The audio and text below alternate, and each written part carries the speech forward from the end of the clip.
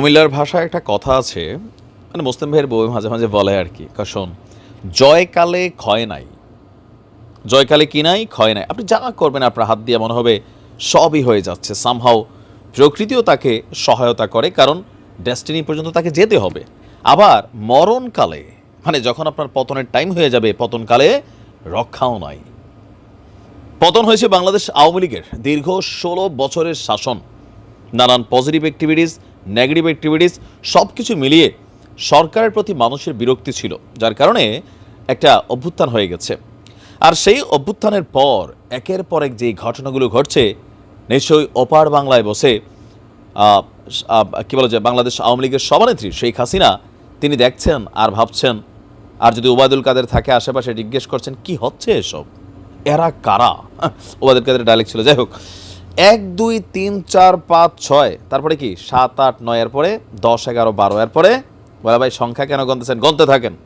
14 15 16 17 17 বছর পর গোপালগঞ্জে ঘটেছে এক বিরল ঘটনা। 17টা বছর গোপালগঞ্জে একটা কর্মকাণ্ড হয়নি। সেটা হচ্ছে কি, বিএনপি তাদের রাজনীতি ওইভাবে করতে পারেনি, বিএনপির যে কার্যালয় ছিল সেটা তারা খুলতে পারেনি।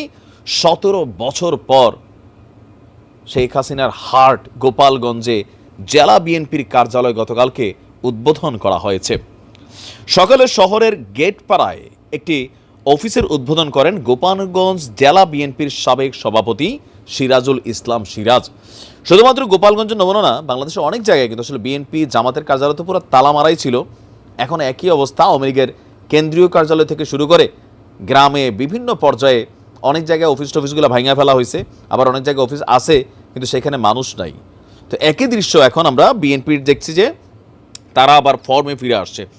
জেলা কার্যালয়ে উদ্বোধন উপলক্ষে সংক্ষিপ্ত সভা অনুষ্ঠিত হয়। এতে কেন্দ্রীয় ওলামা দল নেতা ওমর ফারুক, বিএনপি নেতা আজিজুর রহমান বেনু, এখানে বিভিন্ন বক্তারা আপনার বক্তব্য দিয়েছেন। অনুষ্ঠানে তিনি বলছেন, 17 বছরের শাসনামলে গোপালগঞ্জে বিএনপির কোনো অফিস রাখা সম্ভব হয়নি, কারণ এটা তো শেখ হাসিনার ঘাঁটি ছিল কোথাও না কোথাও, তাই না?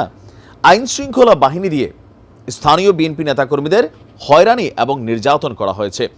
এই অফিস উদ্বোধনের মাধ্যমে গোপালগঞ্জে বিএনপির দলীয় কর্মকাণ্ড আবারও বেগবান করা হবে। পরে বিএনপির 31 দফা দাবি সংবলিত লিফলেট বিতরণ করেছেন নেতাকর্মীরা।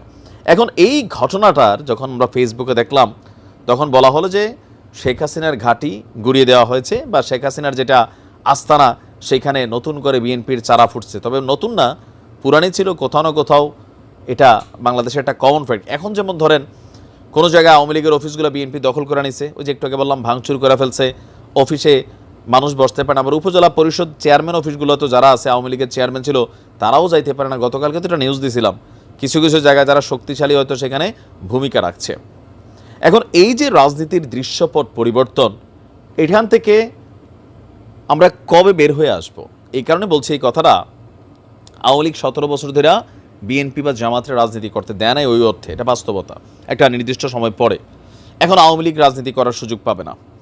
তো এই যে হিংসি বা এই যে ধরেন জিঘাংসামূলক অ্যাক্টিভিটিস, এগুলো এই প্রথম নয়, কিন্তু এবার এক্সট্রিম লেভেলে ঘটছে। কিন্তু এর আগেও আমরা দেখতাম যে এয়ার অফিস হ্যাঁ দখল করে, হেয়ার অফিস হ্যাঁ দখল করে, ওই নেতাকর্মীর এলাকাতে মিথ্যা মামলা খাই এলাকা থেকে পালায় বেড়ায়। এটা বাংলাদেশের একটা কমন চরিত্র হয়ে গেছে। তা আমরা চাই এই জায়গাটাতে অন্তত পরিবর্তন আসুক, যে রাজনৈতিক সরকার ক্ষমতার পট পরিবর্তনে কোনো মানুষের ব্যবসা প্রতিষ্ঠান, কোনো দোকানপাট, তার বাড়িঘর, জমি জায়গা, পুকুর, ঘাট, খাল, বিল, এই যে একটা ক্ষমতা পরিবর্তনের সাথে সব ঠেলাঠেলি লাগে। মানে যেই সরকার পতন হয় তারপরে সরকার এসে কোথাও না কোথাও এই একই কর্মকাণ্ড করে। রাজনীতি করার প্রত্যেকটা দলের অধিকার আছে। আওয়ামী লীগের এই কর্মকাণ্ড দেখে বাকিদের শিক্ষা নেওয়া উচিত।